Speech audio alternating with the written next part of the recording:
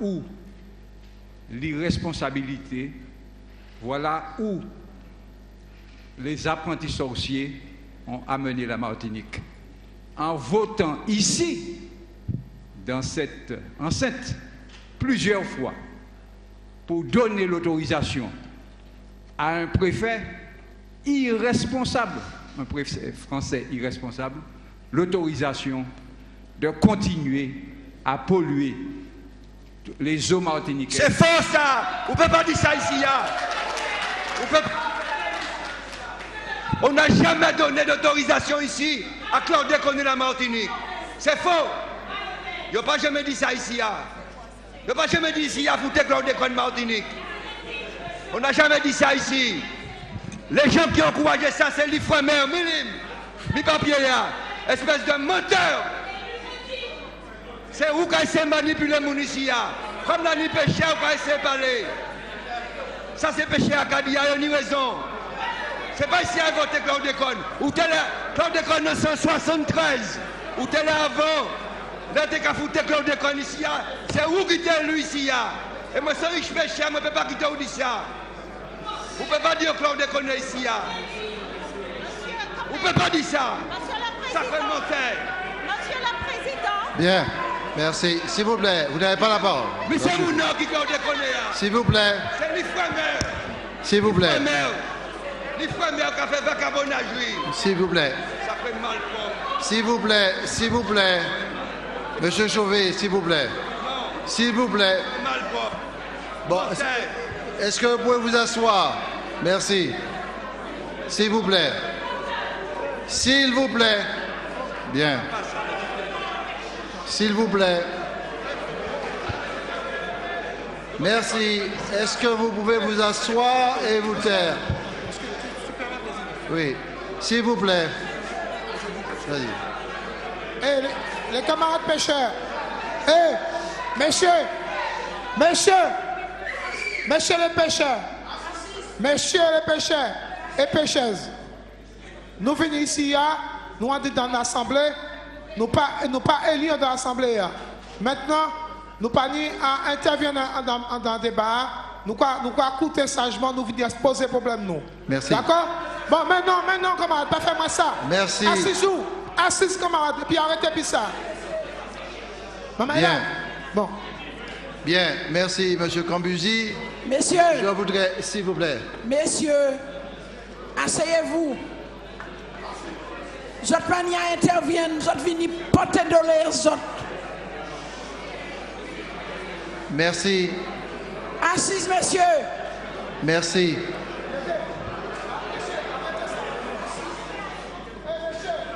Assise, vous n'êtes pas venus ici pour vous. Vous êtes venus pour vous porter de l'air, c'est lui qui a coûté les autres assises. Bien. Mais merci, Madame Adeba, merci, Monsieur Cambuzi. Je demande aux pêcheurs, aux marins pêcheurs, de bien vouloir s'asseoir.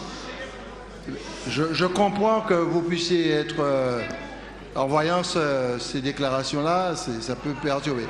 Mais je vous dis de mieux vous asseoir et puis écouter pour qu'on puisse continuer le débat. D'accord? Parce que c'est très important. Assise. Je le répète, bien entendu, le moment, je demande à mon équipe, à la majorité, que le moment est suffisamment grave pour ne pas tomber dans le piège des provocations qui peuvent se faire de part et d'autre. Je demande à M. Chauvet, je peux comprendre sa colère, mais ce n'est pas grave. Le peuple martiniquais, ce n'est pas un peuple tébé et puis imbécile, hein. C'est un peuple très intelligent. Hein. Donc les gens qui sont là, ils comprennent. M. Chauvet, vous n'avez pas besoin de vous énerver comme ça pour démontrer que la région n'a jamais donné d'autorisation à qui que ce soit. Cependant, c'est un principe. C'est toujours comme ça. Alors je vais repasser la parole à M. Bolinois pour qu'il puisse continuer à s'exprimer. Je ne me permettrai pas de faire des écarts de langage. Nous écoutons attentivement et puis vous aurez la parole pour répondre tout à l'heure. Mais, je vous le dis, j'ai regardé Mme Adema tout à l'heure s'exprimer ainsi que M. Cambuzi, mais aussi le président du comité des pêches, dans leur regard, dans leurs yeux, il y a une souffrance terrible. Il y a une souffrance exceptionnelle. Alors si certains veulent exploiter ça pour faire de la politique, laissez-les. Laissez-les. Parlez comme Césaire. Laissez-les faire. On reviendra après. On reviendra après calmement. Alors, Monsieur Bolinois, vous avez la parole. Et ensuite, je passerai la parole à Monsieur Laventure, je crois, pour s'exprimer. Et ensuite, je passerai la parole à une ou deux personnes pour juste s'exprimer plus courtement. Et nous allons travailler immédiatement à une déclaration de telle sorte qu'on puisse prendre une décision extrêmement claire. Monsieur Bolinois, vous avez la parole. Vous avez encore 2 ou 3 minutes. Merci. Je constate simplement que certains, peu heureux, n'ont pas eu le courage de parler au départ. Mais ils ont perdu aussi leur sang-froid. Ils ont oublié qu'ici, ils ont voté pour donner l'autorisation au préfet français de Martinique de continuer l'épandage aérien. Moi, en tant que président de région, je vous dis, vous mentez. Vous aussi, monsieur. Vous mentez. Non, vous aussi, vous êtes un menteur, monsieur. Vous avez fait voter une motion. Absolument. Vous n'avez pas le courage. Vous êtes un menteur. Devant les marins-pêcheurs. Et c'est méprisable vis-à-vis des marins-pêcheurs. Vous n'avez pas le courage. Vous méprisez les marins-pêcheurs.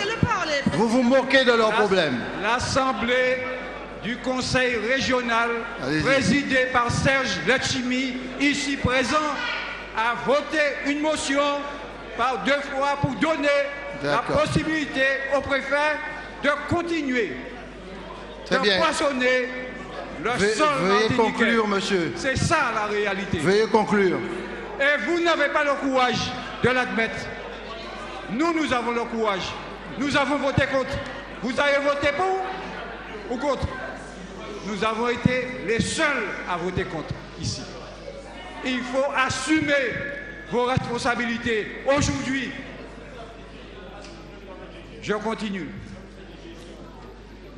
Les patriotes martiniquais, soucieux du développement de ce pays, se sont toujours battus pour développer la pêche dans ce pays. Et celui qui vous parle peut en parler en toute connaissance de cause. Les marins pêcheurs qui sont là, tous, ils me connaissent. Tous, sans exception. Les gens qui représentent les syndicats ici me connaissent. Eh bien, je rappelle que c'est avec l'ancien comité des pêches que nous avons mis la première fois des dispositifs concentrateurs de poissons en mer contre l'État français. Parce que cet État français, pendant 9 mois, ne nous avait pas donné les fameuses AOT, les autorisations d'occupation temporaire.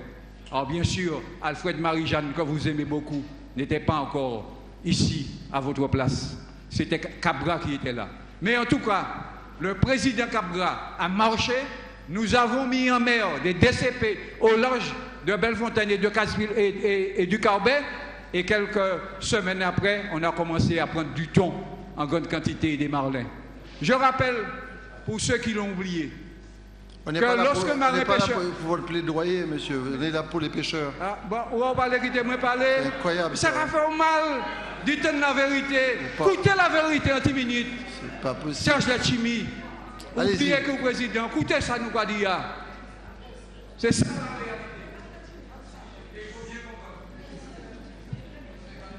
Donc, je rappelle, contre cet État français, l'État français, quand les marins pêcheurs viennent de dire qu'il veut aujourd'hui passer de 1200 marins pêcheurs à 200 marins pêcheurs, eh bien, nous avons toujours lutté contre cela.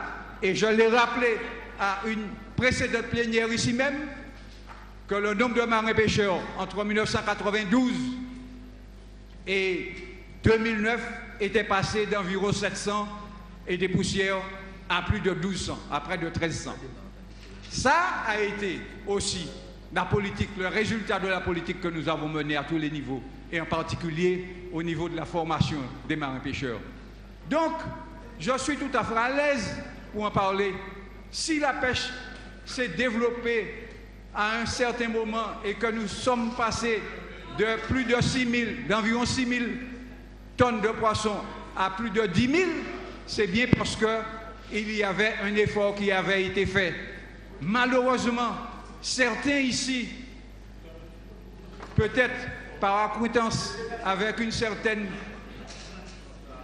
ethnie de ce pays, une certaine ethnie de ce pays qui dirige tout dans ce pays, ont voulu donner des dérogations. Eh bien, ils ont donné des dérogations. Toute la rivière a descendu dans la mer. Donc, les produits sont descendus dans la mer.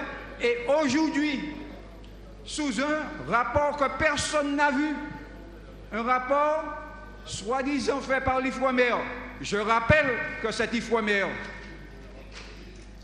c'est l'institut à qui la région Martinique, il y a une dizaine d'années, avait demandé, mais il y a du poisson qui meurt à Sainte-Marie, il y a du poisson qui meurt à Trinité, etc. Miguel Laventure qui est là en est le témoin. Cet IFOMER a été incapable de dire au conseil régional la cause pour laquelle le poisson mourait. Les marins pêcheurs qui sont là s'en souviennent. Et aujourd'hui, cet IFOMER en 5 minutes est capable de nous dire que nos langoustes ont du chlordécone en 5 minutes.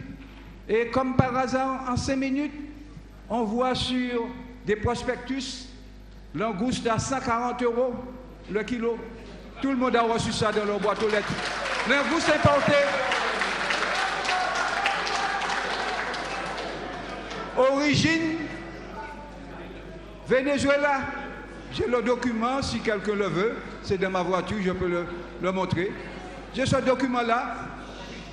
Or, qui nous prouve que dans ces pays-là, le taux de pollution n'est pas plus élevé? Je rappelle que dans ces pays, il y a beaucoup de chercheurs d'or.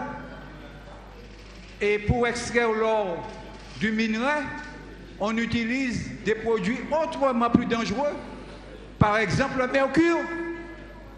Personne ne contrôle l'arrivée des langoustes en Martinique. Où est l'IFOMER dans cette affaire-là? Où est l'État français dans cette affaire-là? Puisqu'il faut conclure, je vais essayer de ne pas aller plus loin, mais en tout cas, je parle sous le contrôle des marins pêcheurs qui sont ici. Personne ne peut dire que les actions qui ont été menées par le passé n'ont pas été couronnées de succès. Et puisque il paraît que l'Europe va diminuer la flotte, il paraît que l'Europe va tout faire pour diminuer le nombre de marins pêcheurs, je rappelle ici l'une des actions phares que nous avons menées. Peut-être que Charles Agathe est dans l'assistance. Il se rappelle certainement des démarches de lobbying que nous avons fait en Europe. À Bruxelles, nous avons monté une commission comprenant la Guadeloupe, la Martinique, la Guyane. Quand Buzy, tu étais là, nous nous sommes entendus d'abord en faisant des réunions à Cayenne, en Martinique, à Pointe-à-Pitre. Une fois que nous avons été d'accord entre nous, nous avons associé la Réunion, tu te souviens de cela, et une fois que l'ensemble de ce qu'on appelle les départements français ou régions françaises ont été d'accord entre eux, nous sommes allés à Bruxelles, nous avons associé Açores, Canaries, Madère, et à ce moment-là, nous pouvions peser d'un poids beaucoup plus lourd, et c'est ce qui nous a permis d'aller expliquer aux représentants de l'Europe qu'en Martinique, on pêchait encore dans des gommiers. Ils ne savaient même pas ce qu'était un gommier. Ils ne savaient même pas qu'un gommier, c'était un tronc d'arbre fouillé. On leur expliquait cela. Et c'est parce que nous avons fait un lobbying pendant un certain temps que, enfin, l'Europe a accepté de nous faire passer de 65 600 kilowatts à plus du double, à plus de 117 000 kilowatts. tout le monde se souvient de ce travail qui a été fait. Donc, pour l'avenir, eh bien, je le dis, nous sommes là, nous sommes prêts, nous l'avons dit en commission. Et d'ailleurs, cette phrase a été reprise dans les documents du débat sur les orientations budgétaires. Si nous voulons que la pêche puisse continuer en Martinique, eh bien, il faudra que nous fassions encore du lobbying. Il faudra que tout le monde se mette d'accord parce que c'est la seule solution si nous voulons avancer. Je rappelle simplement que faire passer le nombre de marins pêcheurs de 1200 à 200, c'est supprimer ipso facto 1000 emplois de marins pêcheurs, sans compter les matelots, sans compter les mareyeurs qui viennent juste après. Merci.